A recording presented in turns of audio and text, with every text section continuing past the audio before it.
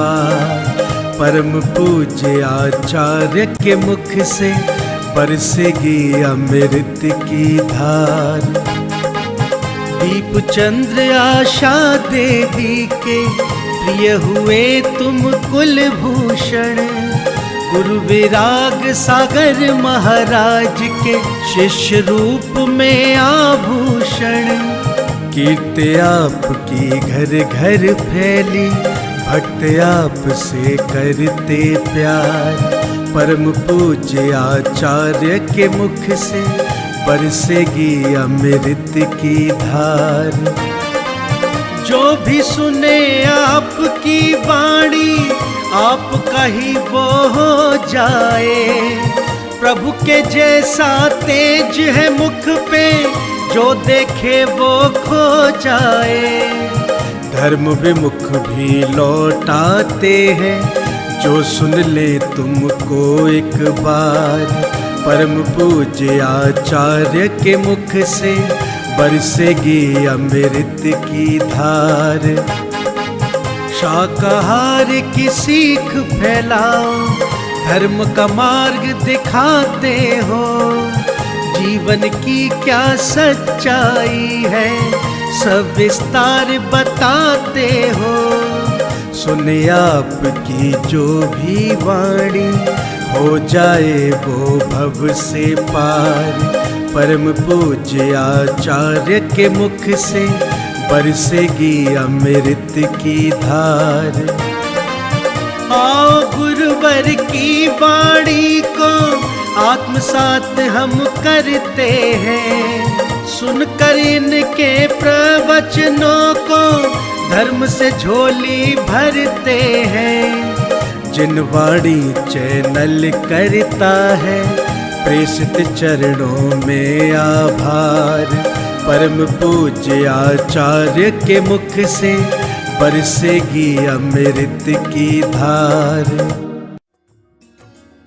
इस कार्यक्रम के पुण्यार्चक हैं श्री पंकज जैन, श्रीमती अनामिका जैन, श्री राजू जैन, श्रीमती राखी जैन, विहर्ष कलेक्शन, ग्वालियर, मध्य प्रदेश।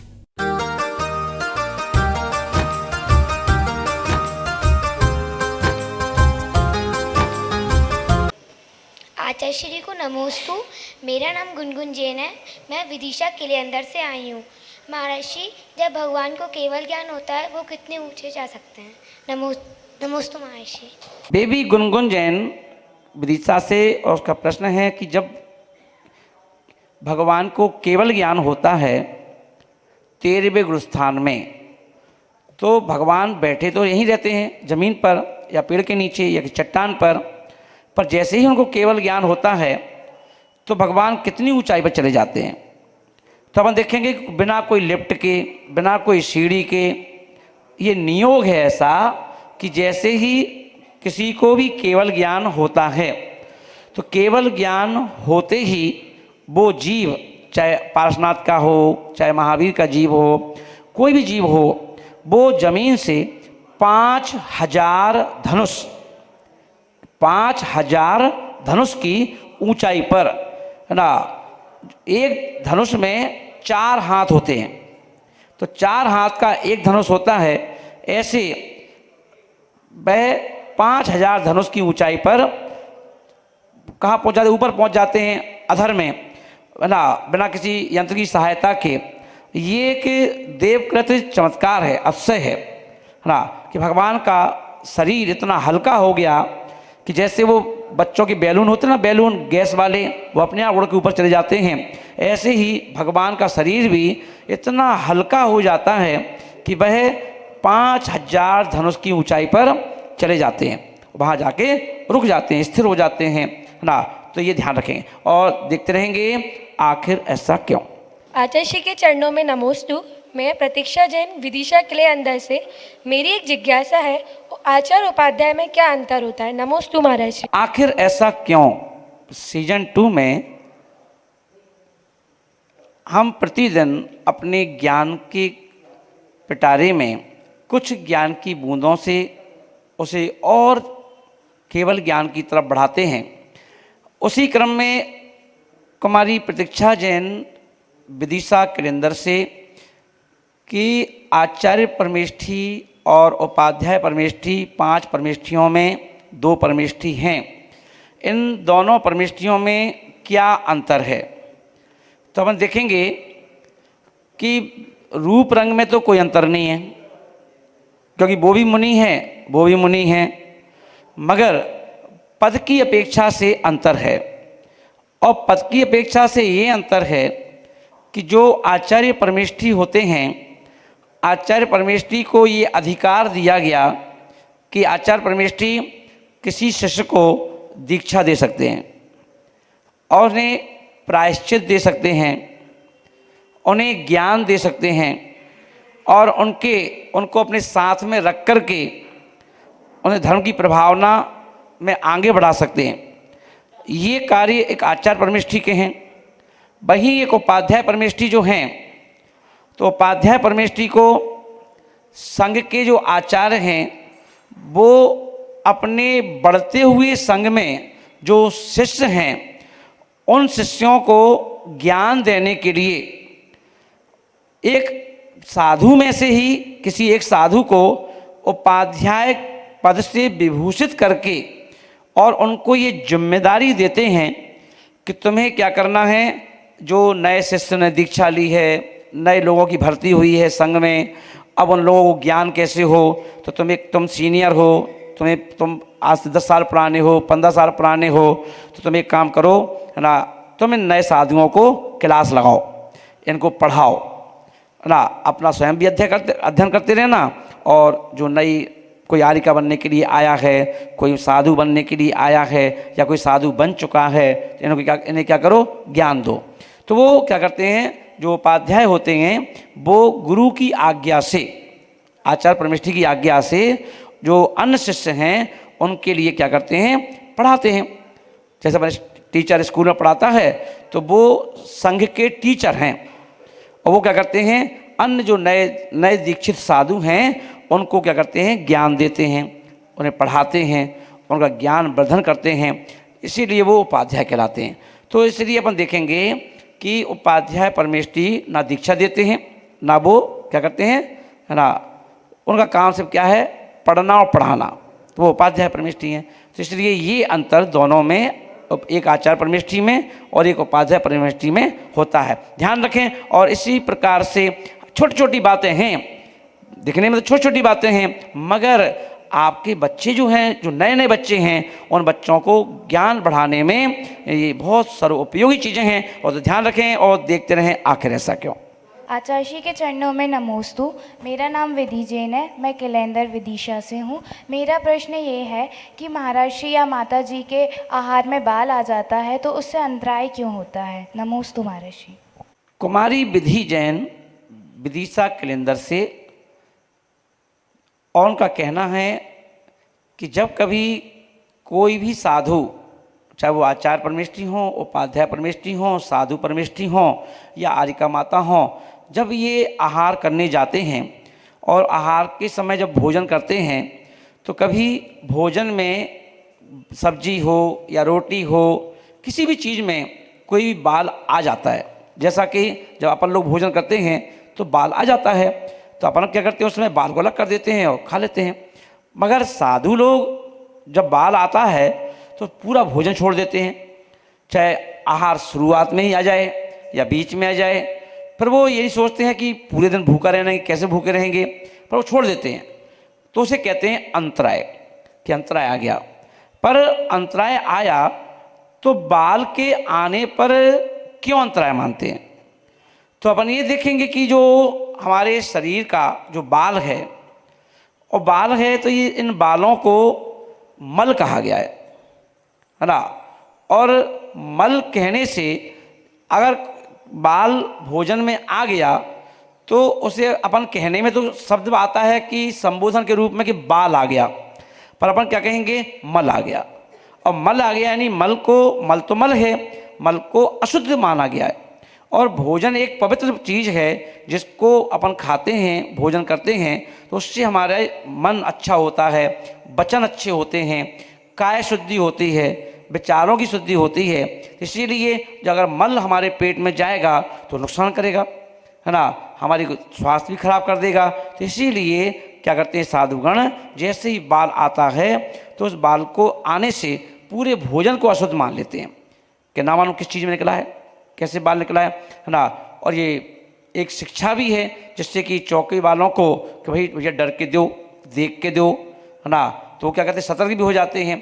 तो इसीलिए अपन देखेंगे जब भी भोजन में कभी भी बाल आता है तो क्या करते हैं साधुगण अंतराय कर देते हैं, क्योंकि वो मल के रूप में बाल को देखते हैं। तो ध्यान रखें और देखते रहेंगे आखिर ऐसा क्यों। नमोस्तु महाराज जी, नमोस्तु आचार्य श्री। मेरा प्रश्न पूजन से है, जिसको हम अपना मानते हैं उनसे ही दुख पाती हैं, फिर हम राग क्यों करते हैं परिवारजनों से? बहुत अच्छा। श्रीमान सूरजमल जी जैन विदिशा से, और उन्होंने अपनी जिज्ञासा रखी है कि जिनको अपना माना उनसे ही दुख पाया है। तो जिनको अपना मानते हैं जब उनसे हमें दुख मिलता है तो फिर हम राग क्यों करते हैं?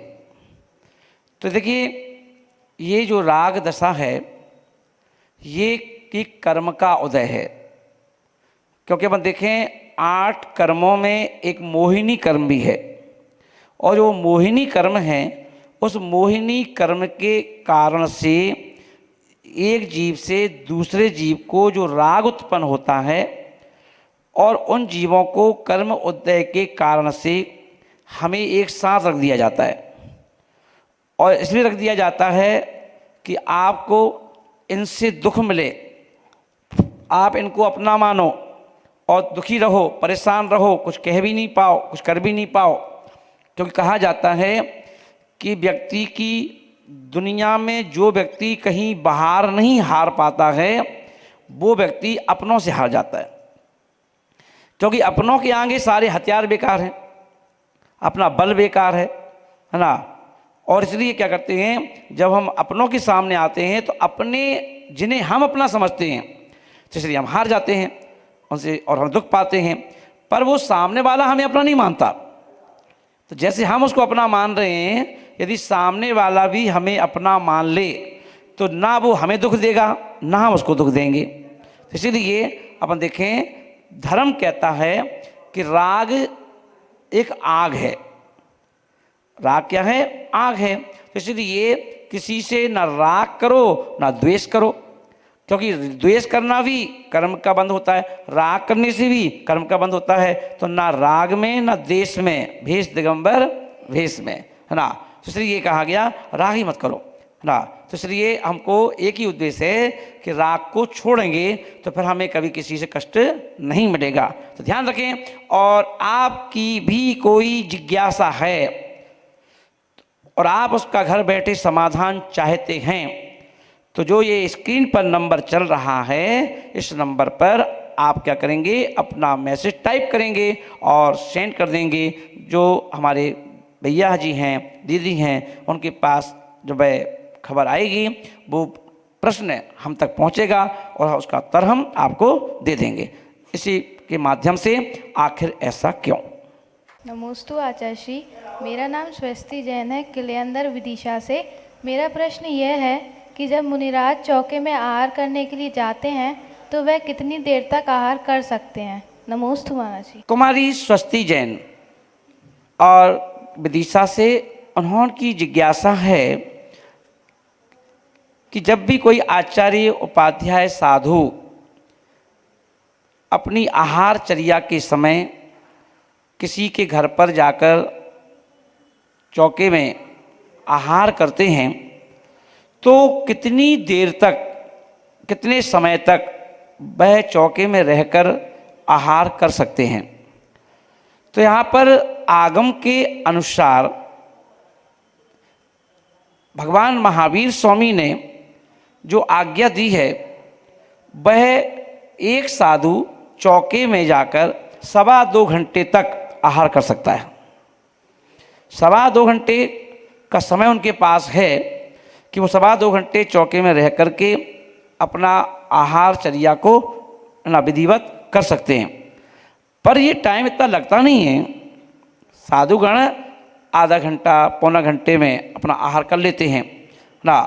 और पर ये समय उनको रखा गया कि आप 2.25 घंटे तक आहार कर सकते हैं। नहीं तो कल के दिन कोई व्यक्ति सोचने लग जाए, कोई महाराज जी को अगर टाइम लग रहा हो तो देने वाले आकुल व्याकुल हो जाएं, कितनी देर तक खाएंगे, कितनी देर तक लेंगे, तो 1.25 घंटे तक भोजन ले सकते हैं। तो ध्यान रखेंगे। और ऐसे ही छोटी छोटी जानकारियाँ पर महत्वपूर्ण जानकारियाँ हैं, जिससे कि जो नई जनरेशन है, जो मंदिर नहीं जाती है ना, जिनने कभी आहार नहीं दिया है, जिनने कभी आहार नहीं देखा है, उनको ये जानकारी तो होगी।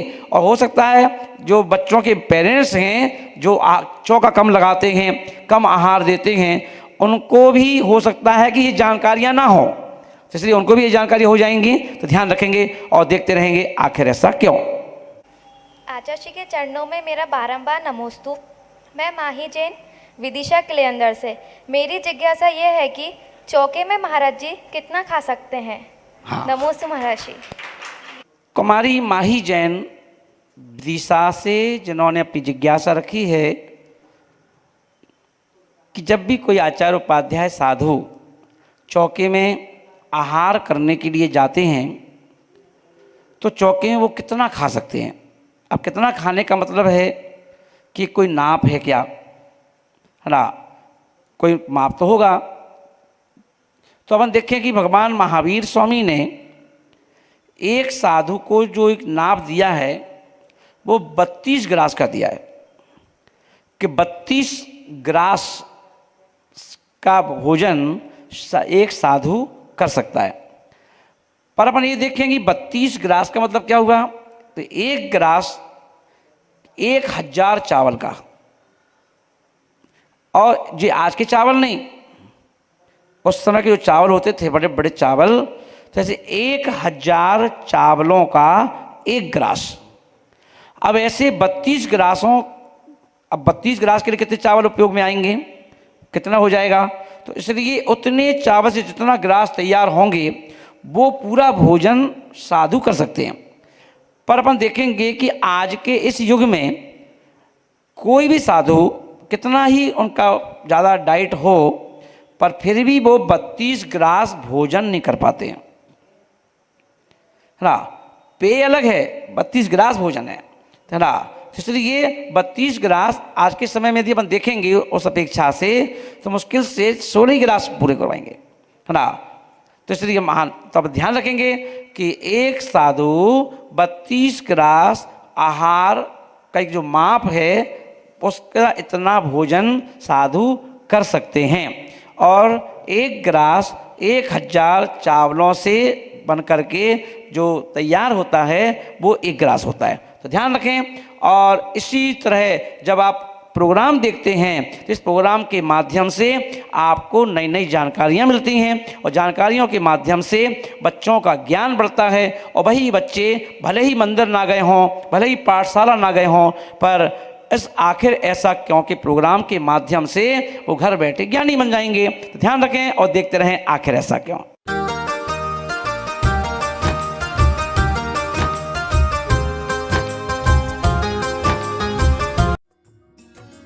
इस कार्यक्रम के पुण्यार्चक थे श्री पंकज जैन, श्रीमती अनामिका जैन, श्री राजू जैन, श्रीमती राखी जैन, विहर्ष कलेक्शन, ग्वालियर, मध्य प्रदेश।